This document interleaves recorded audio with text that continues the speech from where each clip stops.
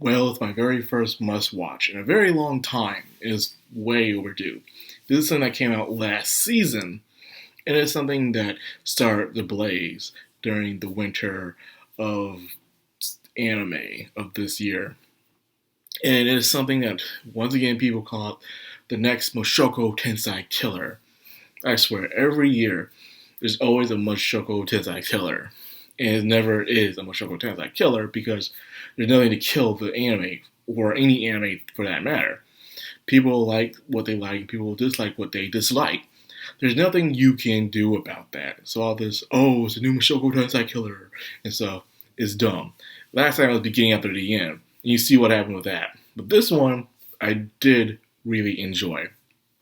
That is sentenced to be a hero.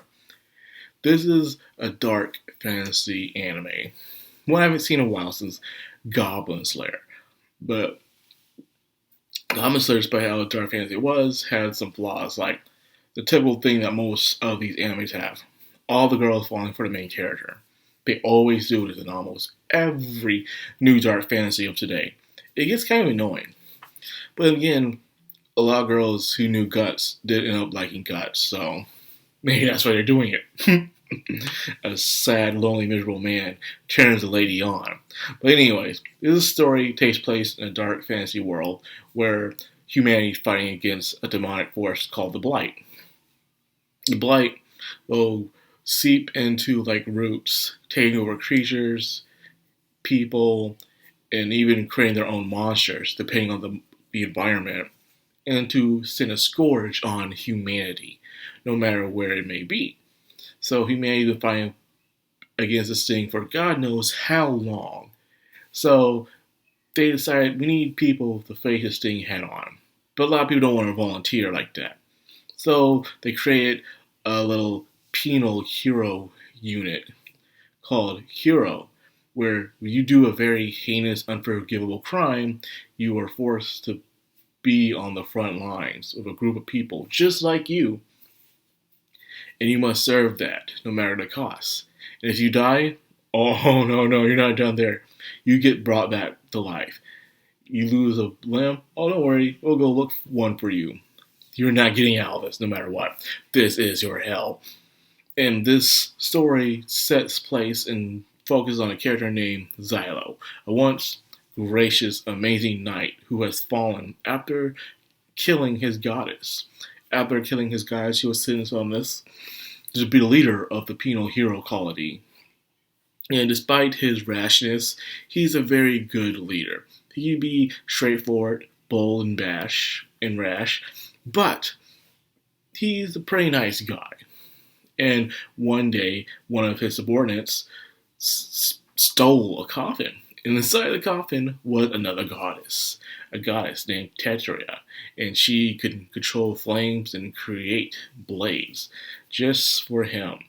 Since he touched her first, awakening her after a long sleep, she sees him as her knight and wished to serve under him no matter what the cost.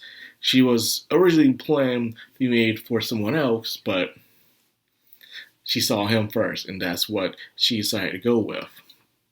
Now, what I get from these goddesses is that they are loyal to whoever awakens them first. So you have to be first contact in order for them to serve under you. Second, they love head pats. Every time they do something, they love head pats. Third, they're always a young female child. And people ask, why is it always a young female child? Well, because, my dear viewer, back in the day, even when I used to review Yuki Yuna as a hero, females are always the ones used as sacrifices or vessels for gods, or to bring in a new aura or age. That's what it is when it comes to these things. When it comes to sacrifices, rituals, all of that stuff, it's always a young female there. The younger, the better. Not too young, but just young enough. And most times it's usually in the pre-teens or between 9 to 10, most of the times. So I'm best guessing that these gods are young females who inherit some sort of divine deity into their body. And they're reawakened as a new person as a whole in order to serve in this war against the demonic blight. Now, there isn't a main true plot to the story. The only objective is to survive as long as you can, or find some way to finally defeat the Blight no matter what. So, there isn't a true driving focus besides surviving for these characters. Emphasis on characters. What really makes you like this story, more besides the good artwork and the animation and the rock and music, is the characters. That's the main driving force of the show. If you don't like the characters or care for the characters a lot, you're not going to like the show. And there's all kinds of characters. There's this dude who was a scout slash thief who knew that the prince of the kingdom is in trouble and danger. There was a guy who sees himself as a king, even though he is not, but a fallen noble. A dude who's just like killing people for fun. A guy who used to write oracles with lies, but one day when he told the truth, he was penalized for it. Funny, right? A dude who rides a dragon. A guy who's been in there for so long that he has gone completely mad. He doesn't even talk or anything. He acts like a barbarian beast. So when you die, you can be brought back to life to fight some more in battles. However, each time you die, a piece of you is gone. Memories, personalities, all that stuff. So those are the costs of being a hero in that world. But things are also as simple as that. You also have where you have human beings who want to coexist with the Blights, where they believe they can bring a new era of humanity with the Blight. These people are called the coexisters. They work in high places and even low places. Mercenaries, priests, probably kings, royalty, all that stuff. Nobles. And they work in secret to bring where they can work and live in harmony. Or some just do it out of greed. But it's up for Xylo and Titria and the gang to go and fight off these threats and face them. Now, as you watch this show, you start to root for the characters as they're put into very impossible situations where Xylo and his men must find a way out of these positions. And when they overcome it, not only do you have a sense of gratitude for them, but the people around them see them actually as heroes. It always starts out as they go into a counter kingdom, and everyone's looking at them with suspiciousness, nervous, anxiety, like, oh, snap, it's the worst of the worst. But then when the tragedy strikes and they go save them from the tragedy, people see them as heroes, as they're supposed to be. It's a good story that I like. Is the pattern kind of repetitive? Yes, but that's A-okay.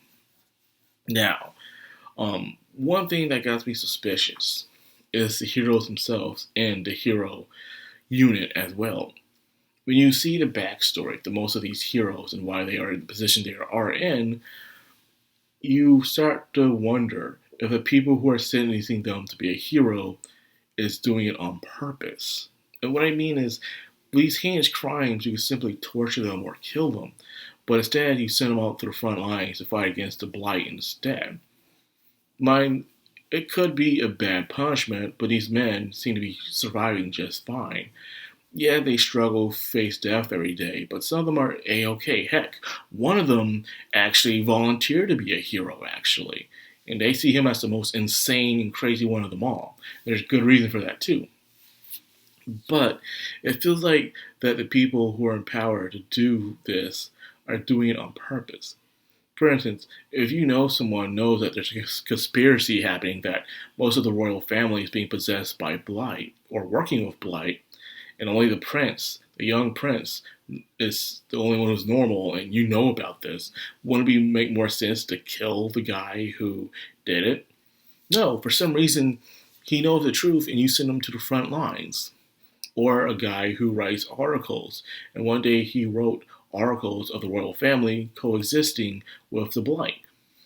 And instead of being killed or imprisoned, he was sent to the front lines because he had a very extreme talent. I'm pretty sure he wasn't the only one to do that. I'm pretty sure others have found out too, but they weren't very skilled, so they're probably kept silence. So the question is was this hero unit was created for those who know the truth and to face off against the Blight? And maybe someday, in secret, instead of being disguised as a punishment, as a a unit created to really fight against the blight and expose the truth one day to humanity. That is my theory. That is my theory. It makes no sense. Heck, one of the ladies who was part of Holy Knights ended up killing her own uncle because he was a co-conspirator. And instead of just sentencing her to death, they just put her to the front lines. She was pretty much working with them anyways. So it makes me wonder that are these people who are being sent to the front lines are doing it on purpose for the sake of creating a unit that can take out the blight purposely, but seen as a punishment as a disguise so no one will gain suspicion. That is my theory. So that's why. Season 2 has already been announced. I can't wait for it. I don't know why people are comparing this to Mushoku Tensei. This is nothing like Mushoku Tensei. This is his own thing. It's his own little dark fantasy that I'm enjoying. And I can't wait to see when it comes back. There's no other way to really, I guess I gotta find a light novel somewhere and read it. I do wish to continue this, because this was pretty good. So anyways, I hope you guys enjoyed this video. If you did, like, comment, subscribe, and of course, hit that bell icon. This is Madcrownxox on Anime. Signing out.